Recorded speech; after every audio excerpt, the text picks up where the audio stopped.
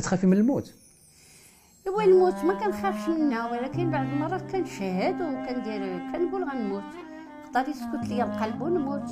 تنتمنى على الله نموت واحد الموتة اللي ما نتعذبش فيها وما نتمحنش فيها وما نتقلبش فيها. انا لمت كنقول للجمهور هو اللي يبكي عليا، باش يبكيو عليا الممثلين ويجيو يدفنوني ما يدفنوني ما يقربوني، لان خاص الممثلين يقلبوا على بعضياتهم ويشوفوا.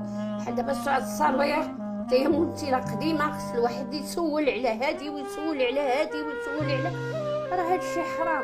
بنادم حتى كيموت في بلاصتو عاد كيدفنوه وكيبداو يبكيو غاديين بيه وكيبكيو. لا تبكيش اسيدي، اقعد في دارك وخليه. انت كيقولوا لك بالعاني انك مريضه ما كتخدمي. مريضه ما تقدش توقف. انا يلاه خدمتي معايا في التصوير، يلاه كنت معاك في التصوير في اكادير، دوزنا الضحك